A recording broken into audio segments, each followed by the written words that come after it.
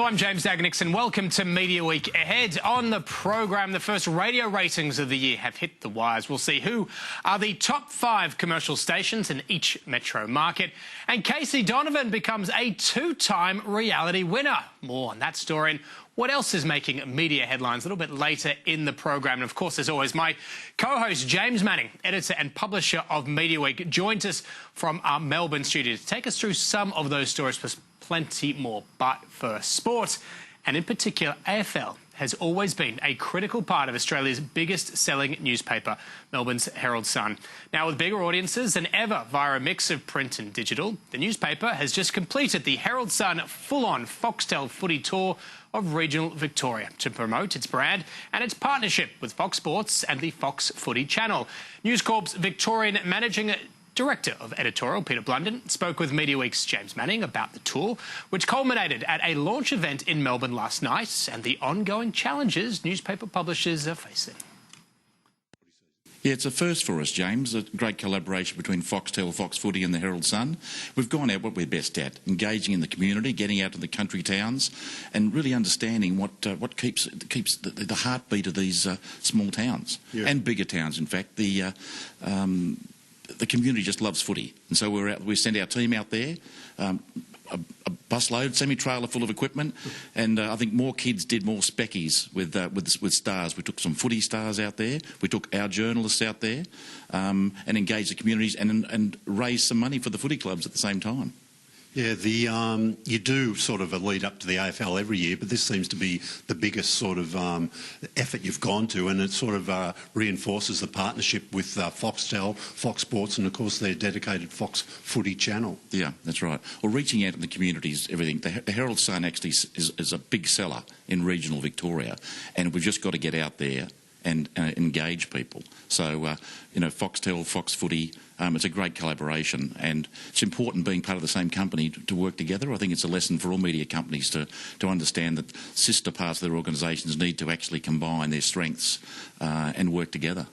As well as a bit of a branding exercise, I guess, get people feeling good about the Herald Sun, the television partnerships with Fox Sports, Fox Footy. There's a commercial offer too you're unveiling this week. Tell us a little bit about that. Yeah, well, a full-on footy pass, you can, great value, I've got to say to the consumers out there, just $10 a week, and you get a full subscription, digital subscription to the Herald Sun, Australia's biggest newspaper, combined with getting Foxtel Play, which includes every AFL match live on any device, not only mobile and tablets, but also on smart TV. It's a fantastic offer. It's a first for us, and it's going really well. We're out there in the marketplace doing this, but also we've been marketing it through the paper. So this has really turbocharged our digital subscriptions for the start of the footy season. Footy is a big driver for our business, there's no doubt about it. Local news, crime, but, huge driver. We just thought we'd try something new this year to kick it all off. Yeah, have you tried a sort of mixing a television and a print subscription, if you like, before? This is a first. This is new territory for us, but we have a very close collaboration with Fox Footy. A lot of our talent appear on Fox Footy, and the organisations work together around the clock. And I think this is a way of actually, showcasing the range of talent. You've got to differentiate from the rest of the market, and I think we're huge content producers in Victoria.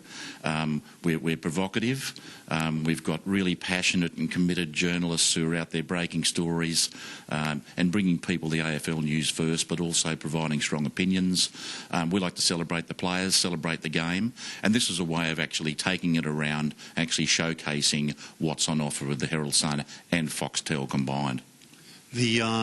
Tell us about the sort of news priorities at the Herald Sun. I mean, you've still got to cover everything, one would imagine, but a sport sort of, you've got to be a little bit edgier maybe than you've ever been, given the importance of it and given the sort of range of competition you face these days. Yeah, we do. It's a different landscape these days. We're producing a daily newspaper, which is the biggest paper in the country. Our combined print and digital audience now is about 4 million a month. So it's fantastic. And sometimes when people suggest that newspapers are, aren't the dominant media in their cities, well, they definitely are. And I think that it's important that we make that clear to consumers. Yeah, the competition in digital. I mean, no one's going to launch a new newspaper these days, I guess. But the digital competition has exploded. I mean, the AFL.com.au has been sort of painted as the bogeyman for newspapers, I guess, ever since that was launched. But I guess that is competition. But there's a lot of other players too. Everything from sort of one-man bloggers up onto sort of sports organisations that seem to be growing their digital footprint. Yeah, I think in Australia, when News embarked on the journey of charging for content, you know, that puts the onus on us to actually create content that's worth paying for, and we've got more than 250,000 paid digital subscribers already in this country, and I think we're pretty proud of that. The Herald Sun's grown 18% in the last year in digital subscribers, all at the same time selling about 350,000 newspapers. So what's interesting is that our total revenue from consumers paying for our journalism at the Herald Sun is actually higher this year than it was last year. And not many people know that. The real challenge has been the fragmentation of the advertising market, you know, the growth in new media assets, and we've got to meet that challenge. We're realists that we have to be better at everything we do, so we've got to constantly innovate. And I think things like bundling offers with Foxtel, with our newspapers, a similar situation with our papers, sister papers in other states, and I think it's playing to our strengths. In sport, football, vision, mobile, and the content that our newspapers create every day is a pretty powerful content proposition.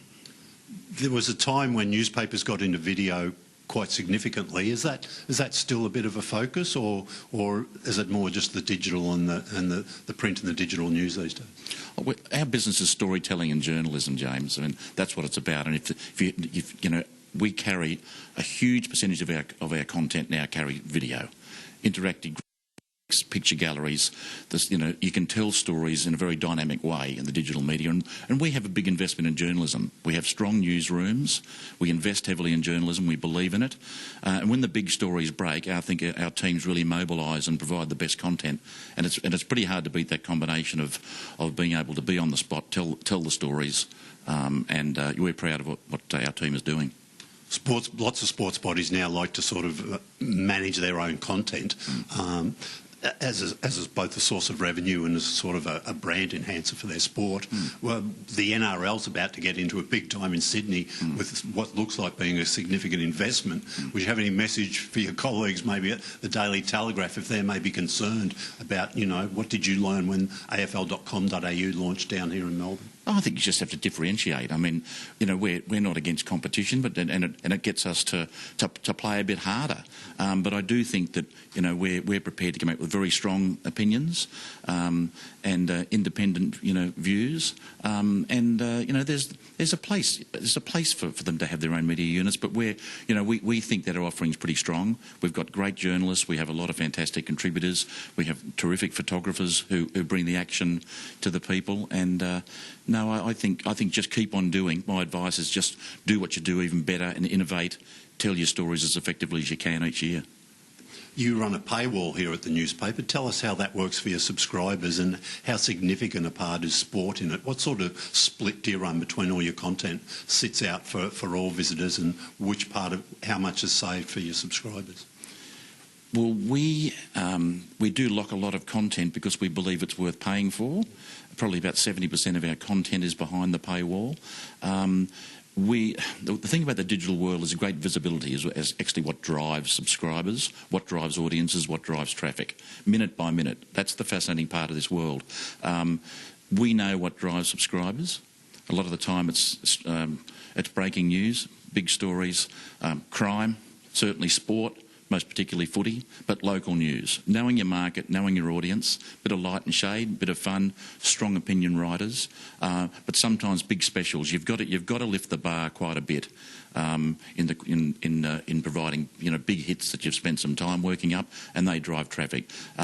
Sometimes it's we have big days.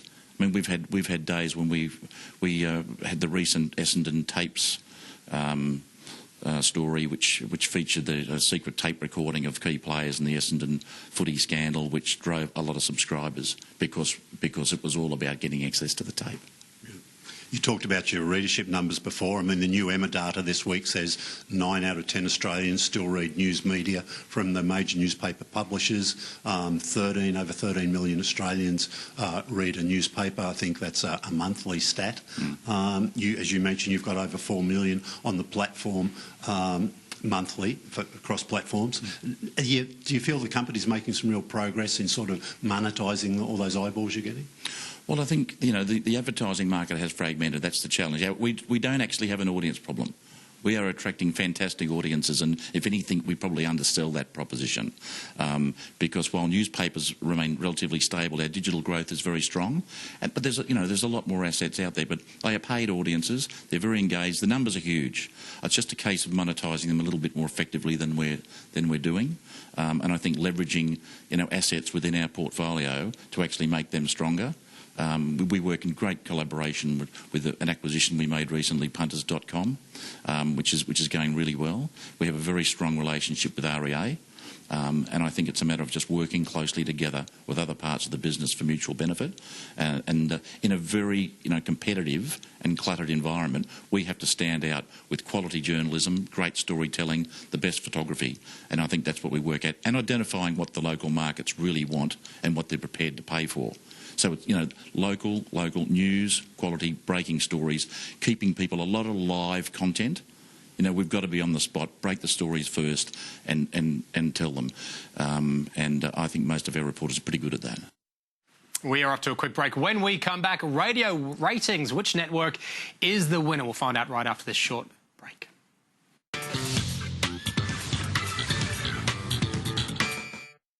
With outstanding quality, durability, reliability, safety and service, it's no wonder we're Australia's #1 forklift company.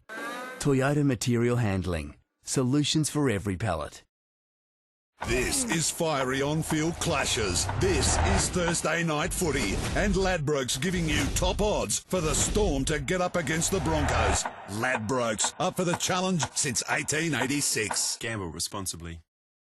Here at Open Agent, we take the stress out of selling your home, helping you find an agent you can trust to sell your home the easy way. And the best part is, it's absolutely free. Simply visit openagent.com.au and type in your postcode to instantly discover agents in your area who have sold homes like yours and know what they sold for. Next, compare agent reviews. I got 20% more than the original evaluation. Now that's what I call a stress-free sale. You can also personalise your search with a call to our research team, standing by to make your experience even easier. No wonder 60,000 Australians visit Open Agent each month to effortlessly sell their home. Remove the guesswork and let Open Agent do the hard work for you. Sell your home the easy way, the stress-free way, to secure the right agent and best price for your home. Call or visit openagent.com.au. The multi-awarded Hyundai i30 isn't run out, and they're running out fast. Now with a free $2,000 gift card on selected i30 models. Run in today before we run out. Enough said.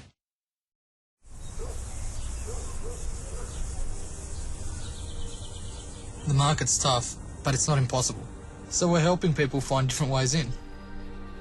Some people buying their dream home before they're even selling the existing property. Some people are using the equity in their home to renovate instead of moving. Find your path with our dedicated home lending specialists. With CommBank, you can. Say hello to Kia Sportage GT line, packed with features like panoramic sunroof.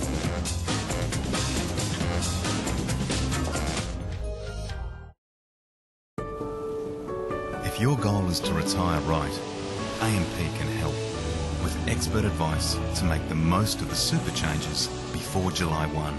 Visit amp.com.au/superchanges. South Australia is going it alone in a bid to solve its power crisis. Energy Minister Josh Frydenberg has slammed the plan. So what's his fix? And how will the big LNG producers deliver for the East Coast gas market? Join me, Sky News Business.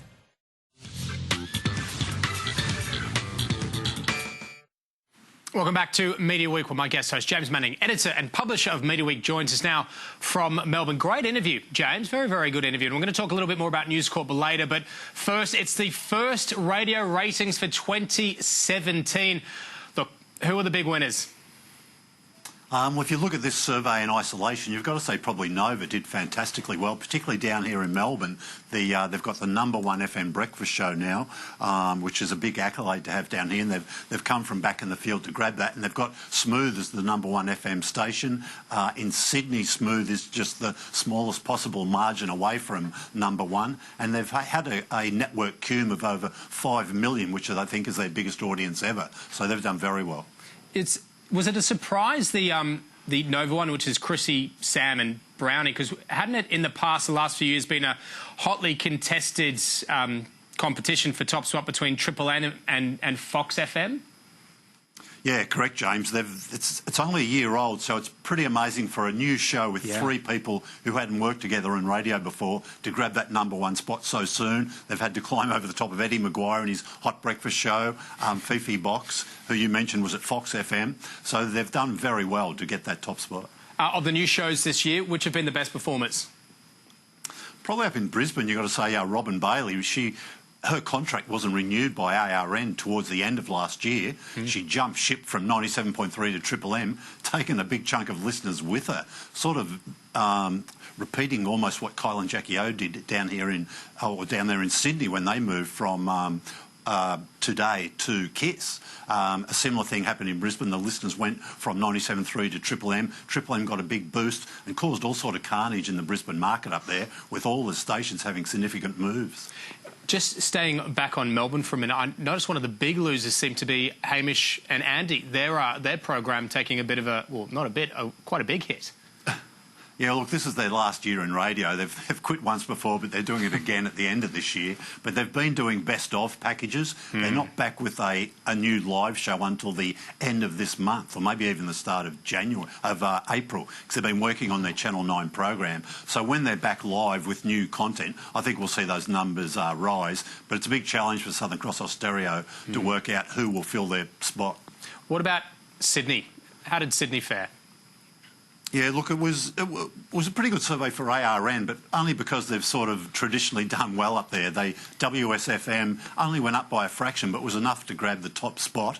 Kiss is off the pace a little bit overall. They dropped a little bit during the day. Kyle and Jackie O remains #1. Smooth FM's hanging around, just really ready to pounce on top spot. But of course, 2GB was the dominant player up there. A bit of comment about, look, the Alan Jones effect. So I even saw some person say 2GB was in free fall. That's certainly not the case. They're still a long way ahead of everybody, and there's no big panic there, I don't think. We might bring up the ratings as well for Brisbane and Adelaide. You made mention, obviously, of some of the ructions in the Brisbane market. We'll just take a look at some of the ratings and just talk us through Brisbane and Adelaide.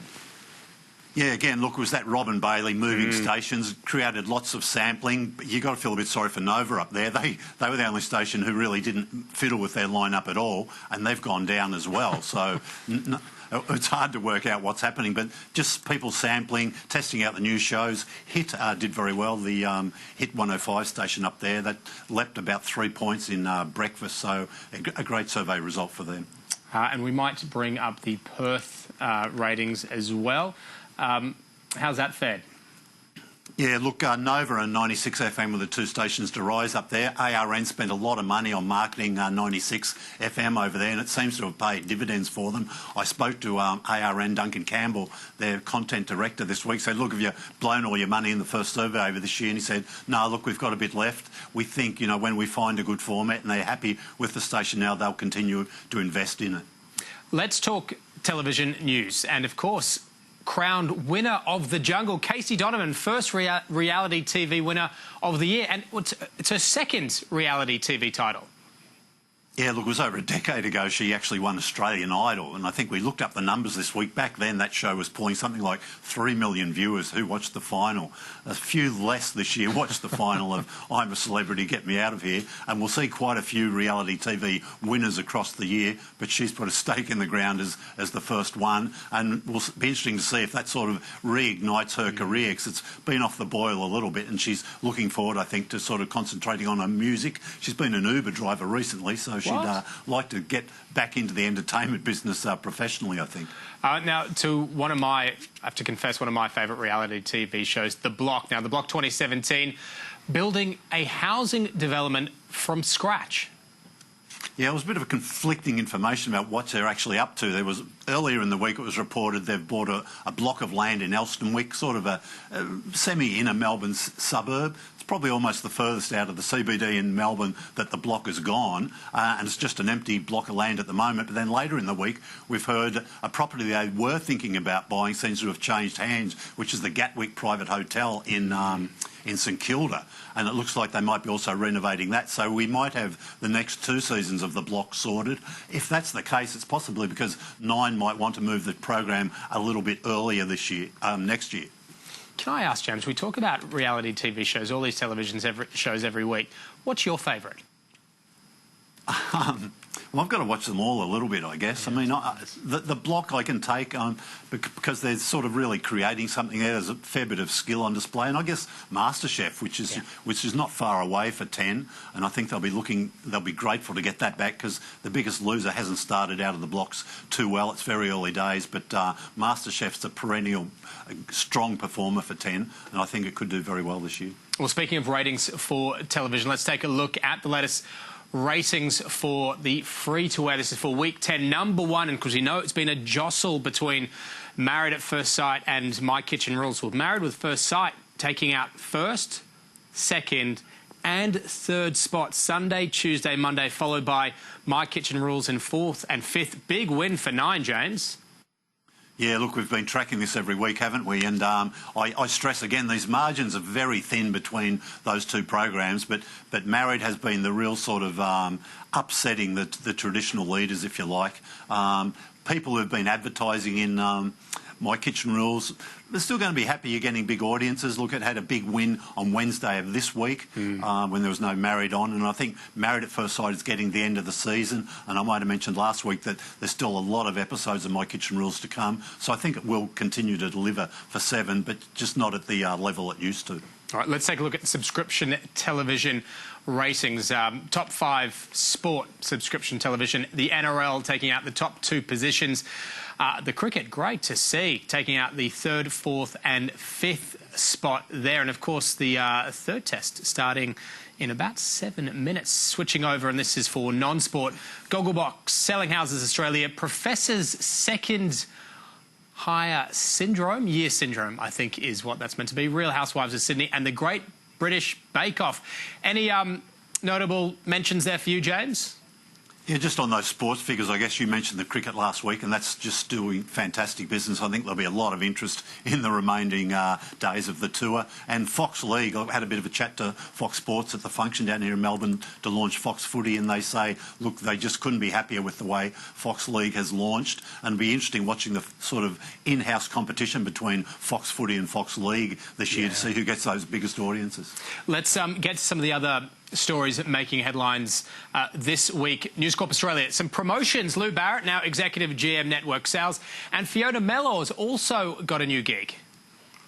Yeah, look, Lou Barrett, a relatively new arrival at News Corp, and look, they've liked what they've seen so far. They've promoted her. She came on to just do partnerships, look very well connected in the advertising world, and that's a critical thing for newspapers these days as they aim to really stake their claim. It's a lot about digital these days, and newspapers have got to convince the advertisers that they've got a lot to offer in that digital space, and I'll lose the person for that. And Fiona Mellor, one of her roles now, as well as looking after the community newspapers, be looking after the real estate and managing that relationship between the REA group, which we talked about last week, has just launched a new big lifestyle offering. And the new footy show host, Craig Hutchison, he's launched an expanded Croc Media.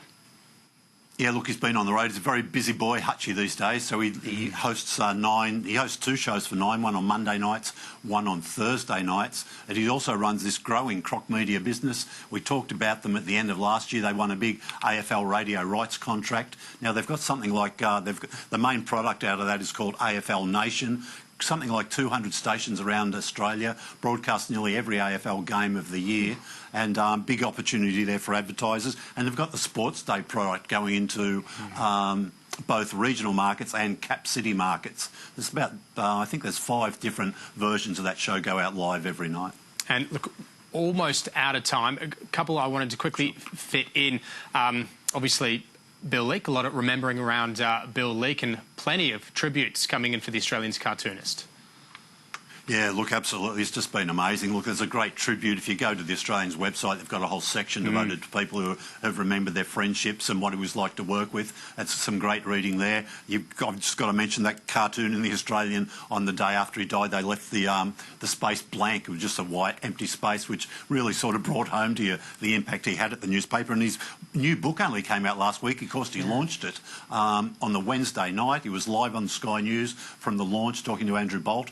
And it was just hard to imagine that 2 days later he's gone. That book has sold out now, and the publishers are into a second printing, so it's going to become a keepsake for people, I think. All right, James Manning, as always, brilliant to have you aboard. Thank you very much. Thanks, James. Editor and publisher of Media Week. That's all we have time for in this week's edition of Media Week. From the entire team here, thanks for watching.